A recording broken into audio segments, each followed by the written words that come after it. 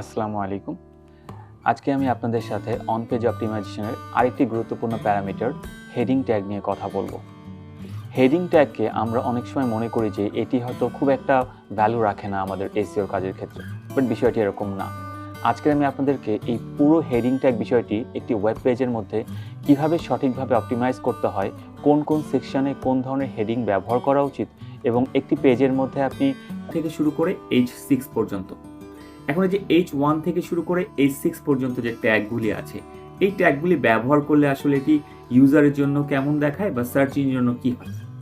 ইউজারের কাছে এই ট্যাগগুলির ব্যবহারের ফলে শুধুমাত্র ফন্ট বা লেখার, আমরা যেটা বলি যে লেখার ফন্ট সাইজটা বড় এবং ছোট ছাড়া আর কোনো পার্থক্য আসলে ইউজারের চোখে আসবে না। সাধারণভাবে এটি বলা যায়, যেমন আমরা যদি বলি H1 ট্যাগটি একটু বেশি বড় হয় সাধারণত, দেন H2 ট্যাগ ছোট হয়, দেন H3 তার থেকে একটু ছোট, এটি একটা স্টাইল ক্রমানুসারে H6 পর্যন্ত। এটি হচ্ছে আমরা সাধারণত ইউজারদের জন্য, আমি আবারও বলছি এটি কিন্তু সার্চ ইঞ্জিনের জন্য না, এটি ইউজারদের জন্য বলা। ইউজারদের কাছে এই ট্যাগগুলির পার্থক্যটা শুধু এই একটা জায়গায়, H1 ট্যাগ একটু বড় হবে দেখতে, H2 ট্যাগ তার থেকে ছোট হয় দেখতে, ফন্ট সাইজটা। এখন আপনি যদি বলেন আমি যদি একটি নর্মাল প্যারাগ্রাফকে ফন্ট সাইজ বড় করে দিই তাহলে কি সেটা হেডিং হবে? জি, সেটাকে একজন ইউজার হেডিং মনে করবে, বাট সেটা কিন্তু প্রকৃত হেডিং না, এবং সার্চ ইঞ্জিনের কাছেও কিন্তু সেটি হেডিং না। আপনাকে অবশ্যই মনে রাখতে হবে হেডিং ট্যাগের একটি আলাদা ভ্যালু আছে সার্চ ইঞ্জিনের কাছে, ইউজারের কাছে এটি জাস্ট একটি ফন্ট সাইজ বড় এবং ছোট।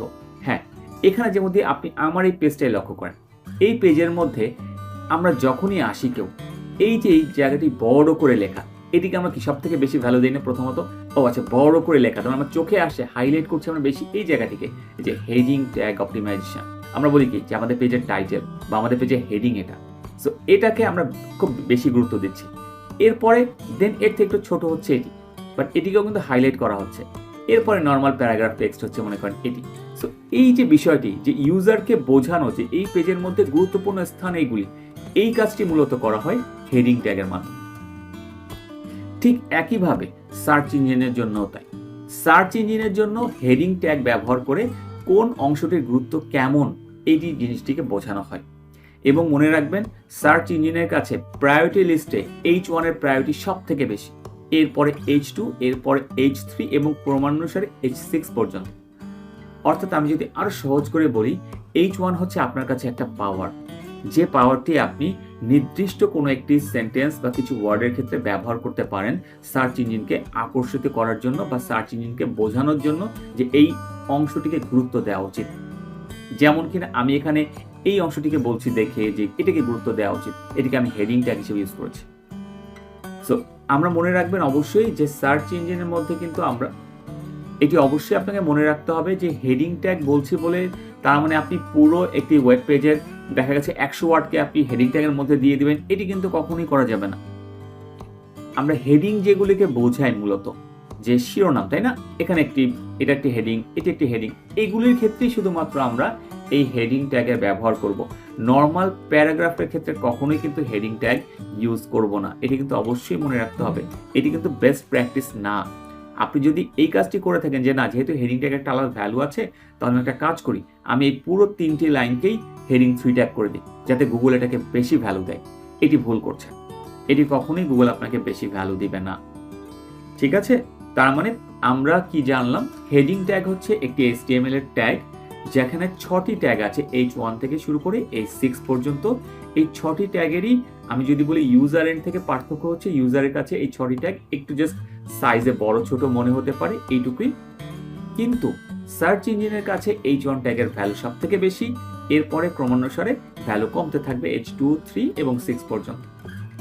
এবং আমাদেরকে অবশ্যই চেষ্টা করতে হবে আমরা আমাদের ওয়েব পেজের মধ্যে এই হেডিং ট্যাগগুলিকে যেন সঠিকভাবে ব্যবহার করি। এখানে আমাদের কাজ সাধারণত ওয়েব পেজ যখন ডিজাইন হয় বা ডেভেলপ হয় তখন কিন্তু এই হেডিং ট্যাগগুলি সঠিক ব্যবহৃত হয় না। অবশ্যই মনে রাখবেন এই জায়গাটাতে কিন্তু একজন এসইও এক্সপার্টকে হেল্প করতে হয়, কারণ ডিজাইনার যে তার কিন্তু এসইও বিষয়গুলি মাথায় রাখতে হয় না। সে করে কি, সে শুধুমাত্র কিন্তু তার ডিজাইন সেন্সটাকে কাজে লাগিয়ে এখানে কোনটা সুন্দর লাগবে সেটি চিন্তা করে সে ট্যাগ বসিয়ে যায়। কিন্তু এটি যদি আমরা চেঞ্জ না করি, আমরা যদি গুগলকে বলে না দিই যে না তুমি এই অংশকে বেশি প্রায়োরিটি দিবে, এটাকে H1 ট্যাগ বলা হচ্ছে, এইটি যদি আমরা না করি তাহলে কিন্তু সার্চ রেজাল্ট পেজে আমাদের এই নির্দিষ্ট পেজ কখনোই ভালোভাবে র্যাঙ্ক করবে না। এখন আপনি যদি বলেন যে আমি কি তাহলে হেডিং ট্যাগ বলতে ইউজারের জন্য যে বললাম যে এটি শুধুমাত্র বড় সাইজে হলেই H1 হবে, ছোট হলে H2, তার মানে কি এটা কখনোই হতে পারবে না যে H2 কে আমি বড় সাইজ করে দিতে পারবো না, H1 কে ছোট সাইজ করতে পারবো না? জি, এটি পারবেন। আপনি হেডিং ট্যাগটা হচ্ছে গিয়ে একটা ট্যাগ, জাস্ট এই যে এই টাইপের ট্যাগ, যে ট্যাগের মধ্যে আপনি যেটিই দিবেন না কেন সেটির ভ্যালু বাড়বে। এখন ফন্ট সাইজ বড় বা ছোট এটি আপনার উপর ডিপেন্ড করে। আপনি চাইলে H3 এর ফন্ট সাইজ বড় করে H1 এর মতো করতে পারেন, এটি কোনো ক্ষতি নেই, এটিতে কোনো সমস্যাও হবে না। এটি আপনি যদি ডিজাইনগত কোনো কারণে করেন কোনো সমস্যা নেই। আবার যদি H1 কে ডিজাইনগত কারণে ফন্ট সাইজ ছোট করে দেন এটিতেও কোনো প্রবলেম নেই, কারণ গুগলের কাছে মূলত প্রায়োরিটি পাচ্ছে এই ট্যাগগুলি, নট ফন্ট সাইজ। আমি আবারও বলছি, গুগলের কাছে প্রায়োরিটি পাবে এই ট্যাগগুলি, ফন্ট সাইজ না। সো ফন্ট সাইজ আপনার ইচ্ছা, আপনি যেমন খুশি H1 কে বড় করেন ছোট করেন, এটা আপনার ইচ্ছা, বাট ট্যাগগুলি প্রপারলি সেট করতে হবে। তো একটি পেজের মধ্যে কিভাবে প্রপারলি ট্যাগ সেট করবেন বা কোন ট্যাগ কোথায় ব্যবহার করলে ভালো হয়, চলুন আমরা একটু এই বিষয়ে একটু জেনে নিই। এখানে আমি একটি এক্সাম্পল দেওয়ার চেষ্টা করেছি। এটি একটি পেজ যেখানে আমরা best laptop for a freelancer এই টাইটেল নিয়ে কাজ করছি।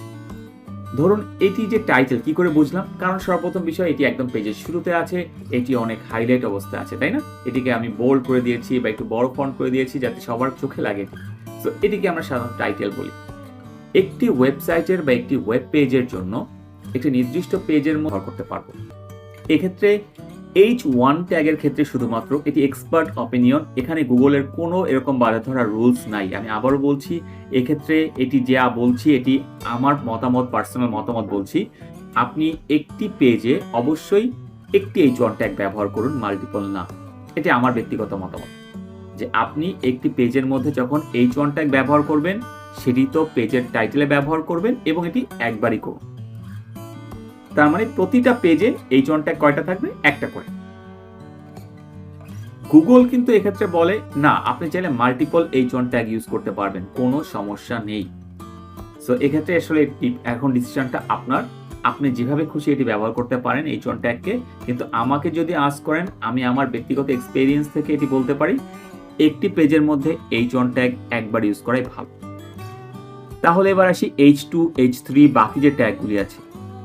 আপনি H2 থেকে শুরু করে H6 পর্যন্ত এই 5টি ট্যাগকে আপনি আপনার প্রয়োজন মতো মাল্টিপল টাইমস, একবার, দুবার, তিনবার, চারবার, যে কয়বার খুশি, প্রয়োজন যে কয়বার মনে করবেন সেই কয়বার ব্যবহার করতে পারেন হেডিং ট্যাগ।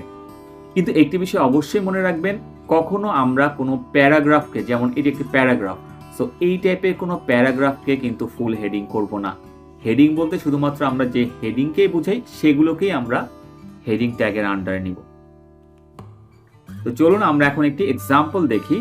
আমরা একটি ওয়েব পেজের মধ্যে গেলে কিভাবে বুঝবো যে এটি একটি হেডিং ট্যাগ অথবা এটি কোন হেডিং ট্যাগে করা আছে।